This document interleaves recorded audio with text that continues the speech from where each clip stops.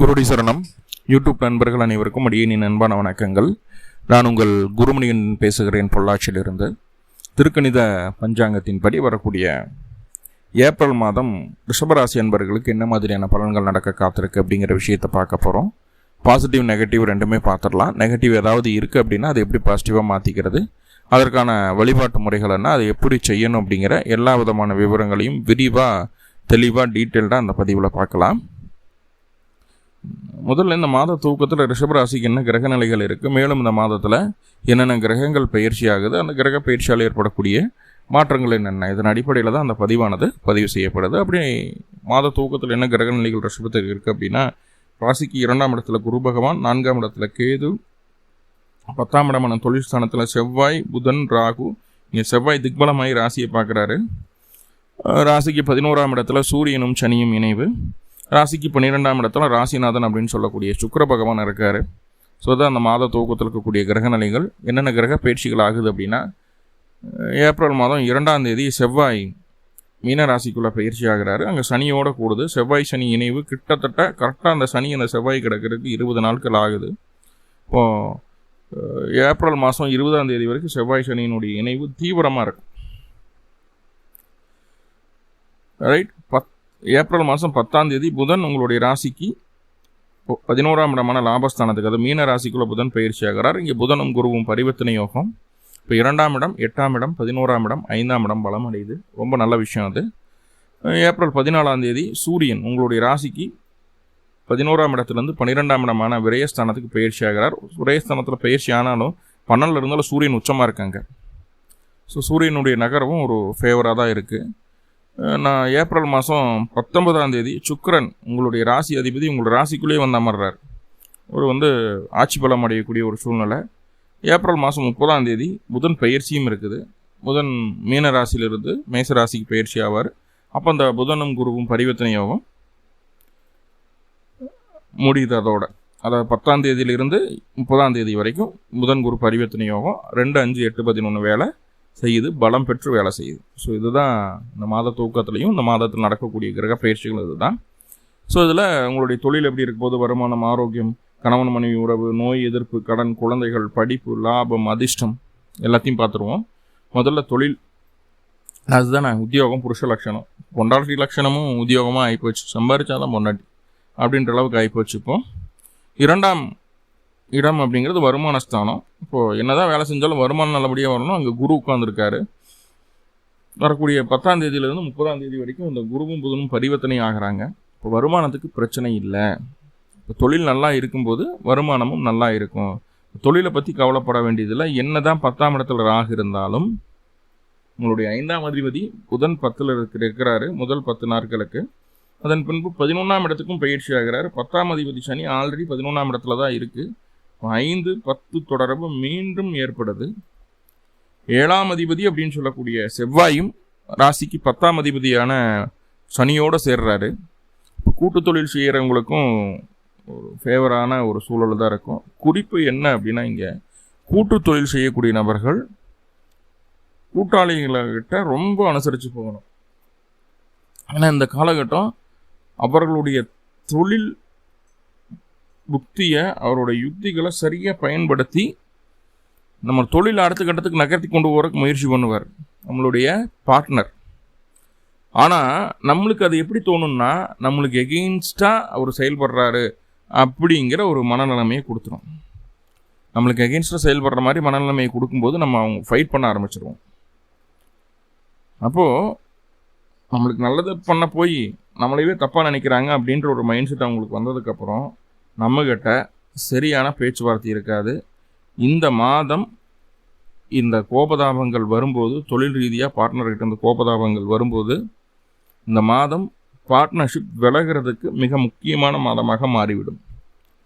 So புரிஞ்சுக்கோங்க, நீங்களும் உங்கள் தொழிலும் டெவலப் ஆகிறதுக்கு தான் உங்கள் பார்ட்னர் அந்த மாதிரி பண்ணுறாரு அப்படிங்கிறதுல எந்த மாற்றமும் இல்லை. யாருக்கெல்லாம் இப்படி ரொம்ப டெம்ட் ஆகும் அப்படின்னா, அந்த செவ்வாய் சனி இணைவு யாருக்கெல்லாம் அது ரொம்ப டெம்ட் ஆகும் அப்படின்னா, செவ்வாயினுடைய தசாபுத்தி அந்தரம் யாருக்கெல்லாம் நடந்துட்டு இருக்கோ, அல்லது சனியினுடைய தசாபுத்தி அந்தரம் யாருக்கெல்லாம் நடந்துட்டு இருக்கோ, 2 பேர்த்துக்கும் டெம்ட் ஆகும். கண்டிப்பாக பார்ட்னர்ஷிப் பிரிஞ்சிடும். பிரிவினைக்குள்ளே போகிறதுக்கு வாய்ப்புகள் உண்டு.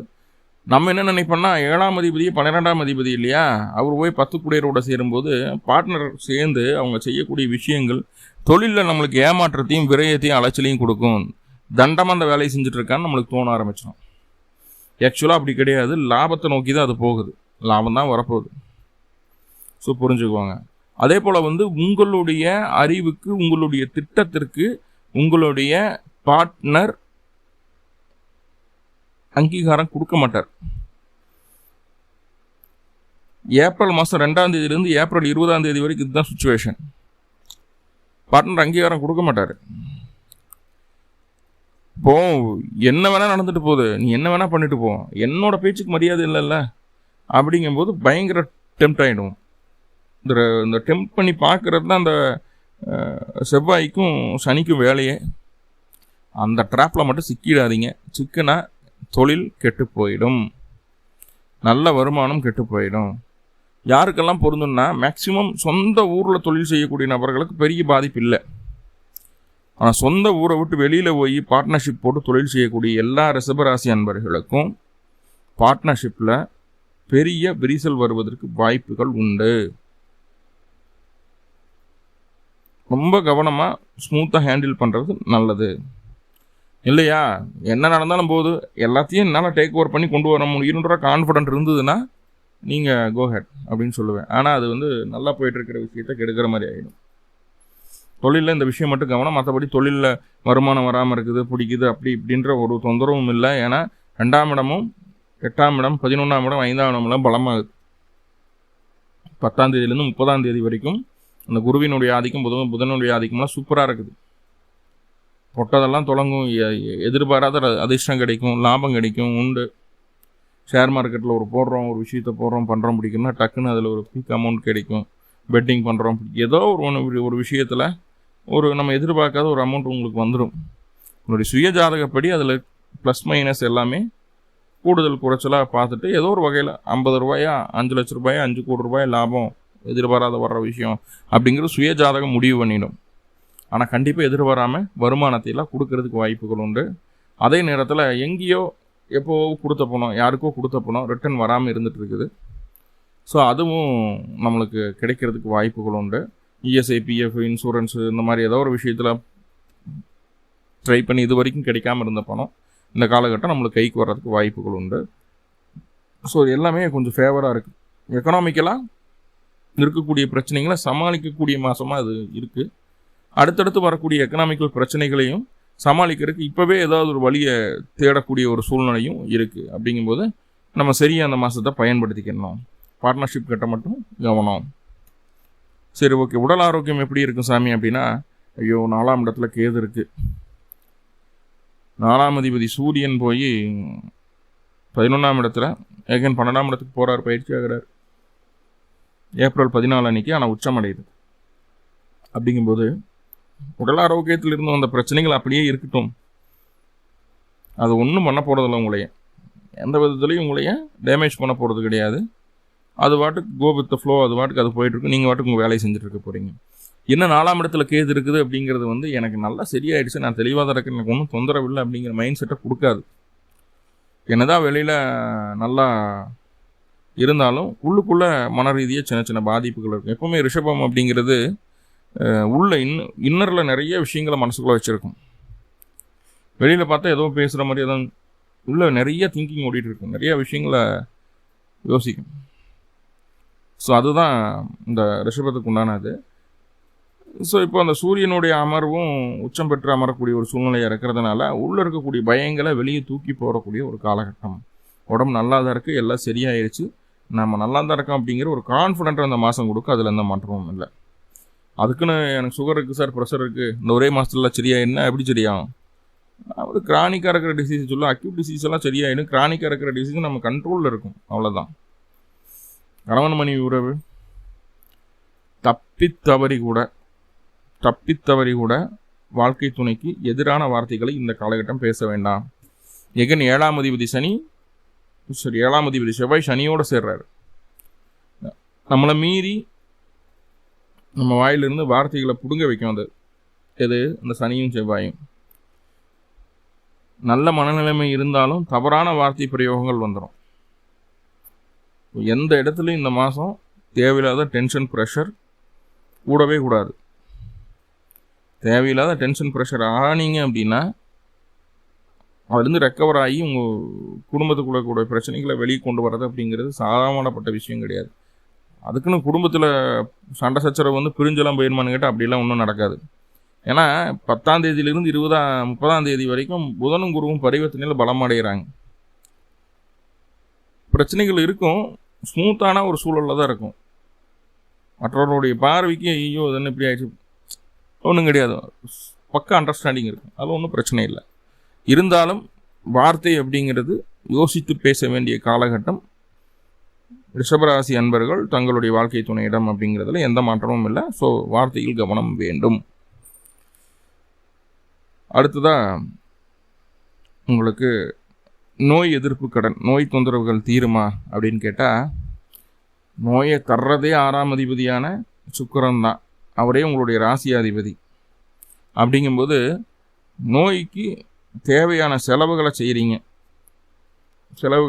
அப்படிங்கிற ஒரு மனநிலைமை கொண்டு வந்துட்டிங்கன்னா 19ஆம் தேதி வரைக்கும் மருத்துவ செலவுகள் ஏதேனும் வந்ததுன்னா தயங்காமல் செய்யுங்க. அதுக்கு மேலே செய்யணுங்கிற அவசியம் இல்லை, சரியாயிடும். 19ஆம் தேதி வரைக்கும் உங்களால் கண்ட்ரோல் பண்ண முடியலன்னா செய்யணுன்ற மாதிரி இருந்ததுன்னா செஞ்சுருங்க. கொஞ்சம் செலவு சேர்த்தி தான் வரும். அது உங்களுக்காக நீங்கள் செஞ்சுக்கிறீங்களா, உங்களுடைய துணைக்காக நீங்கள் செஞ்சுக்கிறீங்களா, அதெல்லாம் ரெண்டாவது. மருத்துவ செலவுகள் கொஞ்சம் சேர்த்து தான் வரும், அதில் எந்த காம்ப்ரமைஸும் இல்லை. ஏன்னா ஆறுக்குடியில் தான் போய் விரயத்தில் உட்காந்துருக்கிறாரு இல்லையா, அங்கே தன்னுடைய நட்சத்திரம் இருக்கிறதுனால கொஞ்சம் சேர்த்தி வரும். ரைட், இப்போ செலவுகள் வரும், தயாராக இருந்துக்குங்க. ரைட். கடன் தொந்தரவு, கடன் அடைக்க முடியுமா? கடன் அடைக்கிறதுக்கு வழி கிடைக்கும். அதான் வருமானத்தில் ஏதோ ஒரு திடீர் அதிர்ஷ்டம் அந்த மாதிரி லாபம், கடன் அடைக்கிறதுக்கு வழிகள் கிடைக்கும், அதில் எந்த மாற்றமும் இல்லை. ஆனால் அதே நேரத்தில் கடன் அடைக்கிறதுக்கு வழிகள் கிடைக்கும், அதில் மாற்றம் இல்லை. ஆனால் அதே நேரத்தில் கடனுக்காக முயற்சி பண்ணிட்டு இருக்கீங்க, நிலம் வாங்கணும், வீடு வாங்கணும், இல்லை ஒரு பிஸ்னஸ் லோன் பண்ணணும், ஃபாரின் ஆப்பர்ச்சுனிட்டி கிடைக்குது, அதுக்காக ஏதாவது ஃப்ளச் பண்ணி சொல்லோ டாக்குமெண்ட்டோ ஃப்ளச் பண்ணி நான் ஏதாவது பண்ணணும் அப்படின்னு நினச்சிட்டு இருக்கீங்க அப்படின்னா அதுக்கான முயற்சிகளை தாராளமாக செய்யலாம். அது கடன் உங்களுக்கு கிடைக்கிறதுக்கு வாய்ப்புகள் உண்டு. Private bank only, government authorised பேங்க்கில் கிடைக்கிறதுக்கு சான்சஸ் இல்லை. ரைட். அதுவும் HDFC இந்த மாதிரி நல்ல பெரிய லெவலில் இருக்கக்கூடிய ICICI HDFCயில் தான் கிடைக்கிறதுக்கு சான்சஸ் இருக்குது. குழந்தை பேர் இந்த மாதம் கிடைக்குமா அப்படின்னு கேட்டால், 5ஆம் அதிபதி 11 போய் உட்காந்துருக்கிறாரு, குருவோட பரிவர்த்தனை. இப்போ கிடைக்கலன்னா எப்போ கிடைக்கும்? சரி, குழந்தையோட ஆரோக்கியம் ரொம்ப நல்லாயிருக்கும், சூப்பராக இருக்கும், அதை பற்றி கவலையே விட வேண்டியதில்லை. நம்ம அவங்கள பார்த்துக்க வேண்டியதில்லை, அவங்க நம்மளை பார்த்துக்குவாங்க அப்படின்ற மாதிரியான ஒரு அமைப்பில் தான் இருக்குது. 5ஆம் பாவத்துக்கு எந்த தொந்தரவும் இல்லை, நல்லபடியான ஸ்மூத்தான ஒரு சூழ்நிலைகள் இருக்கிறதுனால தைரியமாக இருக்கலாம். ஓகே. படிப்பு, 2ஆம் இடத்தில் குரு, 2ஆம் இடம் பலமடையுது, புதன் பலமடைகிறாரு. படிப்புலேயும் எந்த தொந்தரவும் இல்லை. எது வேணாலும் புதுசாக சம்மர் கோர்சஸ் எதை வேணாலும் ஜாயின் பண்ணலாம், என்ன வேணாலும் பண்ணலாம், பிடிக்கலாம். அடுத்தடுத்து நீங்கள் அடுத்து என்ன பிடிக்கலாம் அப்படின்ற முடிவுகள் இந்த காலகட்டம் எடுக்கலாம். 20ஆம் தேதி 10ஆம் தேதியிலேருந்து 30ஆம் தேதி வரைக்கும் அந்த 20 நாட்கள் அதுக்கான முடிவுகள் எடுத்திங்கன்னா அது பர்ஃபெக்டாக இருக்கும். உங்கள் லைஃபுக்கு ஏப்டான ஒரு முடிவாக இருக்கும், அதில் எந்த மாற்றமும் இல்லை. ரைட். அதிர்ஷ்டம் முன்னாடியே சொன்னேன், 2, 5, 8, 11 பரிவர்த்தனை ஆகுது. இந்த புதன் குரு சேர்க்கை, பார்வை, பரிவர்த்தனை இப்படி எப்படி இருந்தாலும் ரிஷபராசிக்கு ஒரு அதிர்ஷ்டத்தை அது கொடுக்காம போகாது. அந்த அதிர்ஷ்டத்தினுடைய அளவீடு உங்களுடைய சுய ஜாதகத்தை பொறுத்து மாறுபடும் அப்படிங்கிறத சொல்லியிருந்தால் அதிர்ஷ்டம் உண்டு. அதுக்கான முயற்சிகளை தாராளமாக செய்யலாம். சுய ஜாதகம் என்ன சொல்லுது அப்படிங்கிறத பார்த்துட்டு பெரிய அகலக்கால் வைக்கிறது அப்படிங்கிறது செய்ய வேண்டிய விஷயமா இருக்குது. மற்றபடி அதிர்ஷ்டம் அப்படிங்கிறது கண்டிப்பாக உண்டு. நிறைய பாசிட்டிவ் பார்த்துட்டா சின்ன சின்ன நெகட்டிவ் இருக்குது இல்லையா, நெகட்டிவாக பாசிட்டிவ் மாற்றிக்கிறதுக்கு என்ன வழி? சிம்பிளாக அருகில் இருக்கக்கூடிய உங்களுடைய குலதெய்வ கோவில் பக்கத்தில் எப்படி இருக்கும், குலதெய்வம் கோயில் இருக்கும், ரொம்ப தொலைவில் இருக்காது. ரொம்ப தொலையாக இருந்தாலும் மாதத்தில் ஒரு தடவையாவது போயிட்டு வந்துருங்க. குலதெய்வம் கோயில் போய் வழிபாடு செய்துட்டு வாங்க. கண்டிப்பாக அந்த மாதம் ரொம்ப ரொம்ப சக்ஸஸ்ஃபுல்லான மாதமாக மாறும். நன்றி நண்பர்களே, நன்றி. வாழ்வளமுடன். திருச்சி.